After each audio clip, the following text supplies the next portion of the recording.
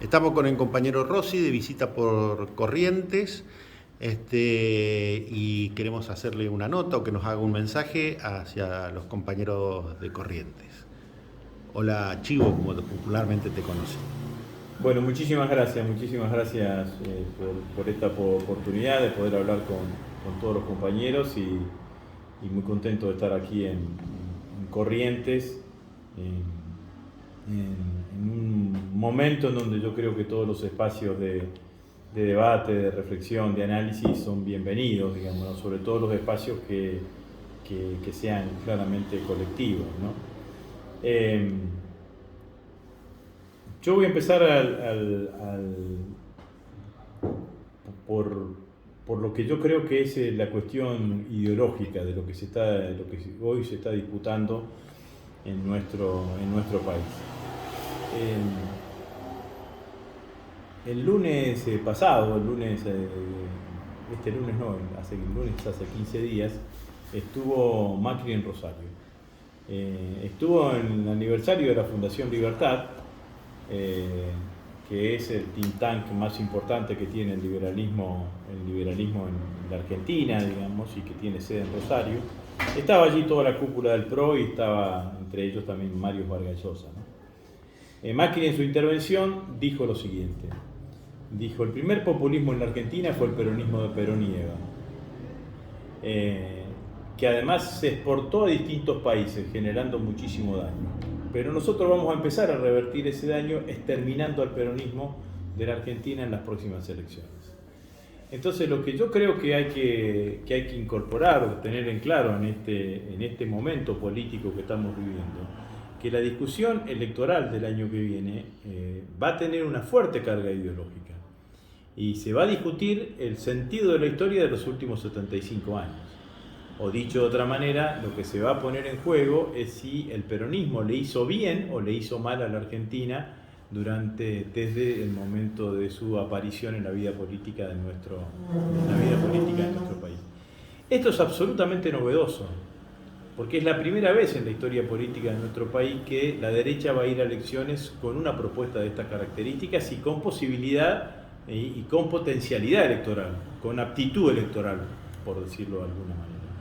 Tan novedoso es que recuerden lo que pasó en el 2015. Previo a las elecciones del 2015, Macri no solamente no decía esto de Perón, sino que inauguró una estatua de Perón. ¿Se acuerdan ustedes, no? Acompañado por el compañero Moyano y el compañero Duhalde, inauguró una estatua de Perón días o el mismo año, creo que fue el 2015, el mismo año de las elecciones. La derecha en ese momento se presentaba como una cosa más tranquila, digamos, ¿no? Más diciendo, vamos a modificar algunas cosas, pero no todo lo que está bien lo vamos a dejar. Hasta decía que iban a dejar el fútbol para todos. Hoy no. Hoy lo que van a salir a decir es que la Argentina es un país fracasado por las políticas que se aplicaron durante los últimos 75 años y esas políticas asociadas al populismo, y el populismo es el peronismo / kirchnerismo. Entonces, lo primero que tenemos que analizar es eso. Eso es lo que se va a poner en juego en las próximas elecciones. Y nosotros, todos los que estamos acá, todos los que nos están viendo, tenemos que tener una cuota de responsabilidad política sabiendo que eso es lo más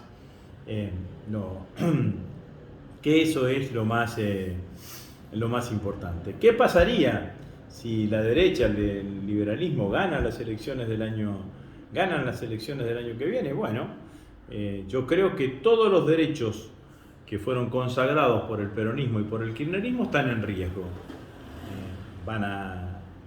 Siempre cuento esto porque es muy didáctico, ¿no? Yo aconsejo que vayan a leer el debate parlamentario cuando se trató la ley del aguinaldo en 1946. Perón ya lo había hecho por decreto, pero cuando era secretario de Trabajo y Previsión, pero cuando llegó al gobierno fue una de las primeras leyes que mandó.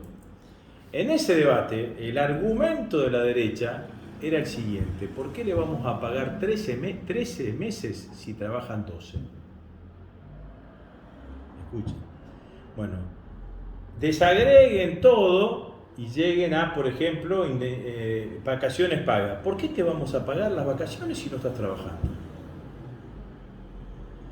Y así van a empezar a desarmarte absolutamente todos los derechos. Obviamente que el principal derecho que hoy tienen los trabajadores en Argentina son los convenios colectivos de trabajo. ¿Qué es los convenios? ¿Qué es la virtud del convenio colectivo de trabajo? Que en un solo lugar, por rama de producción, en la Argentina discuten los empresarios con los trabajadores cuáles son las condiciones laborales en las cuales se lleva adelante la tarea. Si esto no está, vas a pasar claramente a la discusión por empresa.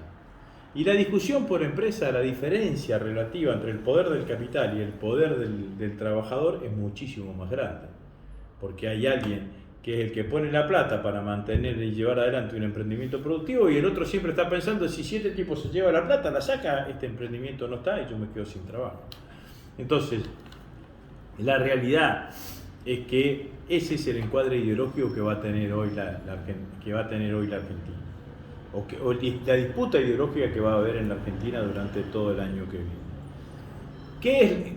¿En qué marco se desarrolló nuestro gobierno? Bueno, yo creo que acá también creo que hay que puntualizar 2 o 3 cuestiones que a mí me parece importante puntualizar. Las condiciones económicas. Las condiciones económicas eran de una profunda recesión económica que fue aumentada claramente por la pandemia. Con un endeudamiento externo que no estuvo dado fundamentalmente en acreedores privados, sino que el mayor peso del endeudamiento externo estaba en los organismos financieros internacionales. Y con un nivel de reservas que era prácticamente, que es un nivel de reservas muy complicado que el que tenía la Argentina. A todo eso que recibió la Argentina en su momento hay que agregarle la pandemia, y ahora que además de la pandemia hay que agregarle la guerra. La invasión de Rusia a Ucrania, con todo el desbarajuste que está haciendo en la economía mundial. Esta situación económica la hace distinta a cualquier momento de los que hubo en el 2003, en el 2007, en el 2011 y en el 2015. Cuando todo el mundo decía vamos a volver mejores, yo, casi en soledad, algunos compañeros o amigos me miraban diciendo, pero vos sola, yo decía que no me sentía totalmente representada por esa frase. ¿Por qué no me sentía totalmente representada por esa frase? Porque era un mensaje que implícitamente admitía que no habíamos sido lo suficientemente buenos los 12 años de gestión de Néstor y Cristina. Y yo creo que fuimos excelentes. Pero además, porque esa frase desconocía algo que no se puede dejar de desconocer, que es los contextos en los cuales se toman las decisiones y se desarrollan las políticas. Puedo ir a ejemplos internacionales o puedo ir a un ejemplo mucho más presente esta semana que todos nos acordamos de Néstor por el censo, ¿no? Acuérdense ese reportaje en la tele, en 678, donde va Néstor, lo interpela una periodista y le dice algo como, pero usted lo puso arredrado como presidente del Banco Central, y Néstor explica lo que estaba pasando en ese momento, que era estar negociando la deuda con los acreedores externos, y dice una frase, dice, ¿qué querían? Tenía este problema, lo estaba sacando a Redrado, lo estaba sacando a Prat-Gay, ¿qué querían? Que lo pongan al flaco Kuhn, el presidente del Banco Central. Entonces, eso dice claramente cuál es el contexto en el cual se toman las decisiones. Nosotros nacionalizamos YPF en el 2012, no la nacionalizamos en el 2004. ¿Qué pasaba en el 2012? Cristina estaba parada sobre el 54% de los votos. Cristina estaba parada sobre el 54% de los votos. Si quieren ir a ejemplos internacionales, Lázaro Cárdenas, en los primeros años del siglo XX, en México eran 9 años la presidencia, toma la decisión de nacionalizar toda la producción hidrocarburífica en el último tercio de su mandato. Los radicales, que me acuerdo cuando la discusión con YPF me chicañaban y me decían, ¿por qué ahora? Yo le dije, miren muchachos, ellos que dicen Irigoyen creó YPF y lo puso a Mosconi. Irigoyen creó YPF al final de su mandato, tanto es así que a Mosconi no lo designa Irigoyen, sino que lo designa Alvear como presidente de YPF. Entonces, las políticas se toman en un determinado contexto. Entonces, lo correcto era decir que íbamos a volver distinto. El contexto económico era distinto antes de empezar. la guerra y la pandemia lo hicieron absolutamente inédito. Vamos al contexto político. Veamos por nosotros, era la primera experiencia que hacía el peronismo de gobernar en el marco de una coalición.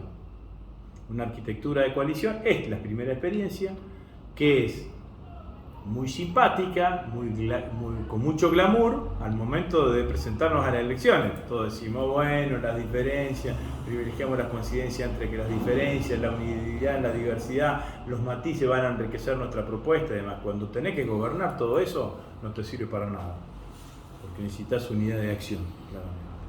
Segunda singularidad de la coalición. La coalición se hizo con un lugar, con el segundo, la figura política más importante de la coalición no ocupaba el primer lugar desde el punto de vista institucional, sino que ocupó el segundo lugar desde el punto de vista institucional. Decidió quién fuese el primero, pero ella se reservó el segundo lugar. Si eso ya era novedoso para todos nosotros, para el peronismo y para la historia del peronismo y para los militantes, para los militantes nuestros, la otra novedad es que por primera vez nosotros gobernamos en este último tiempo con una oposición con capacidad de bloqueo parlamentario y con capacidad de plantearle a los argentinos una opción electoral con posibilidades de éxito.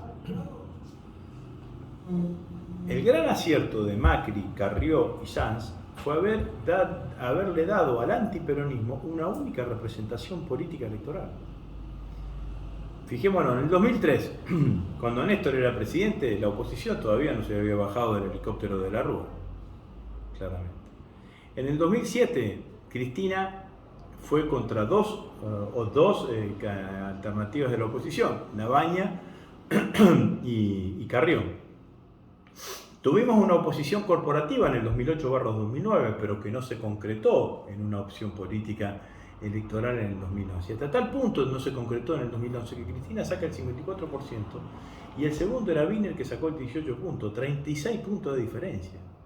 Eso era la oposición que teníamos en Argentina. A partir del 2015 lo que tenemos es una oposición unificada. Mucho más unificada de lo que tuvimos nosotros entre el 2015 y el 2017, en donde hubo muchos compañeros nuestros que en lugar de hacerle oposición a Macri estaban más preocupados en diferenciarse de Cristina o en hacerle oposición a Cristina. Entonces, esa situación que ya era importante en ese momento, ahora claramente, después de las elecciones parlamentarias del 2021, claramente es un impedimento concreto a la hora de llevar adelante situaciones y ir tomando decisiones. Entonces, todo eso hace que el contexto en el cual se toman las decisiones, que dicho de otra manera, puede ser el grado, el lente con el cual se mira la realidad política argentina, no puede ser el mismo lente con el cual la miraste en el 2008, en el 2009, en el 2003 o en el 2007. Es distinta. Entonces, a mí me parece que en ese marco nosotros transitamos el gobierno durante todo este tiempo. Empezamos bien, nos agarró la pandemia. En la pandemia hubo que aprender sobre la marcha, se tomaron decisiones, no se tomaron decisiones. Yo creo que en la medida que pasen los meses, la sociedad argentina va a tener una valoración positiva de lo que hizo el gobierno con la pandemia, por los IFE, por los ATP, por la campaña de vacunación. Acuérdense que en enero del año pasado creían que no íbamos a tener vacunas para los argentinos. En enero del año pasado, me parece que eso se sortió. Teníamos el acuerdo con los acreedores bajo legislación extranjera y el acuerdo con los acreedores bajo legislación privada. Hubo acuerdo en todos los sectores de nuestro frente para llevarlo adelante. Aparecen las diferencias en el acuerdo con el Fondo Monetario Internacional. Yo en todo este tema tengo posiciones, pero también intento comprender. Comprender es ser comprensivo, digamos, ¿no? O comprender en qué lugar estamos. ¿Era difícil para el peronismo arreglar con el Fondo Monetario Internacional, acordar con el fondo? Sí, claramente. Perón no ingresó al Fondo Monetario Internacional, el país ingresa al Fondo Monetario Internacional de 1955. Todos nosotros que somos militantes hicimos campaña y hemos hecho discursos encendidos contra el Fondo Monetario Internacional. Néstor acuerda con el fondo, pero después le paga el 100% de la deuda con el fondo y nos olvidamos de la palabra Fondo Monetario hasta que Macri tomó la decisión de ir al Fondo Monetario. Entonces, la pregunta es, ¿eso hace que todos podamos entender que era una situación de decisión difícil e inclusive a mí me hace comprender los compañeros que plantearon una disidencia? Ahora, ¿existía otro camino existía otro camino posible que no hubiese sido el acuerdo con el Fondo Monetario Internacional? Nadie lo dijo.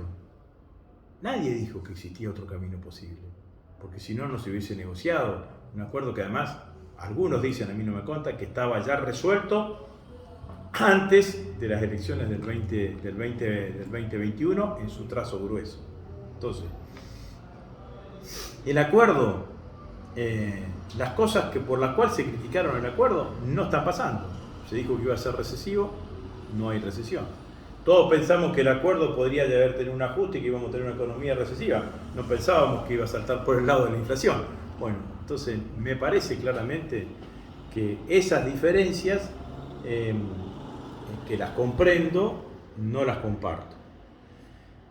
Lo que sí está claro que esas diferencias se dieron en el marco de un gobierno de coalición con una historia del grueso de nuestra fuerza política, que es ir caminando de la vereda de enfrente del Fondo Monetario Internacional. Pero es cierto que esas diferencias aparecieron y se siguen sosteniendo en el marco de un debate político sobre la cuestión, sobre la economía. Fundamentalmente la economía. Yo creo que Cristina hizo un gran aporte cuando estuvo acá en Resistencia y dijo: esto es un debate, no es una pelea, no es una discusión, eso se asocia a situaciones de poder. Ahora, lo que sí está claro es que nosotros estamos gobernando. No podemos tener un debate hasta el 10 de diciembre del 2023. Por todo lo que dije al principio, por eso empecé de ese lugar. Entonces, los debates, como aprendimos en nuestra militancia juvenil, en algún momento tienen que tener una síntesis. Y si no hay síntesis, lo que hay que hacer es bajar la intensidad del debate y admitir que convivimos con diferencias. Los compañeros uruguayos del Frente Amplio Uruguayo dieron presidentes que tenían ideas distintas, como Tabaré y como el Pepe Mujica. Y pudieron convivir. De hecho, el Pepe Mujica fue ministro de Tabaré. Entonces, la realidad es que si hay diferencias y si no se puede sintetizar, hay que bajar esas tensiones y hay que convivir con esas diferencias.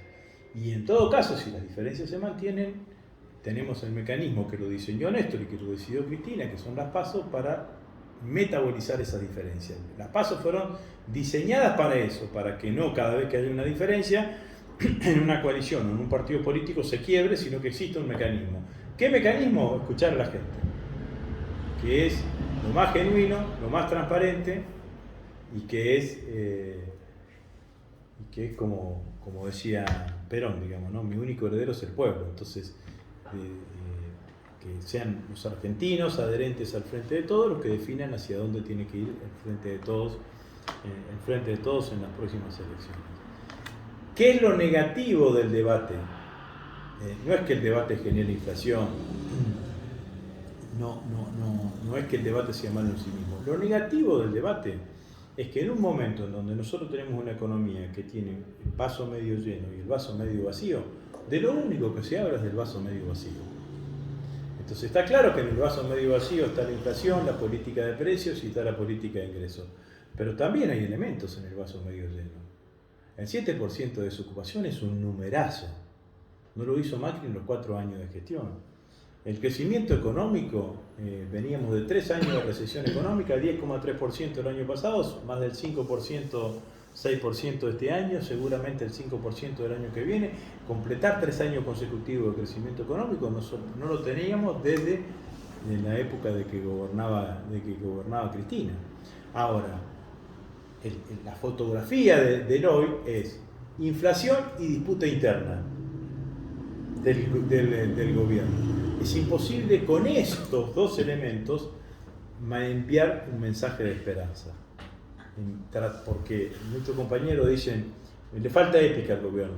Lo que necesitamos, previo a la épica hay que tener esperanza. Entonces, lo que yo creo que hay que hacer es bajar la tensión para transmitir un mensaje de esperanza. No ver solamente el vaso medio lleno, ver el vaso completo, ni quedarse con la conformidad del vaso medio lleno. Pero si uno puede transmitir, todos nosotros podríamos decir, es cierto que hay inflación, es cierto que en muchos casos los salarios no llegan a los niveles de pobreza, pero así como resolvimos la desocupación y la bajamos del 13 al 7, y así como vamos a tener 3 años de crecimiento económico después de tener 3 años de recesión económica, vamos a resolver la inflación y vamos a resolver la política de precios.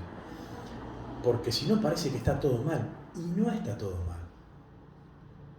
No está todo mal. Hay cosas que se han hecho bien, hay otras cosas que se han hecho muy bien, pero a veces es tanto el desorden interno que tenemos que somos como un equipo de fútbol que hace los goles y se queda sin fuerza para gritar. Entonces hiciste un gol y no lo festejaste. Bueno, hacé un gol y festejalo. Digamos, esto es lo que me parece que está pasando hoy en la Argentina. Muchas gracias. Gracias.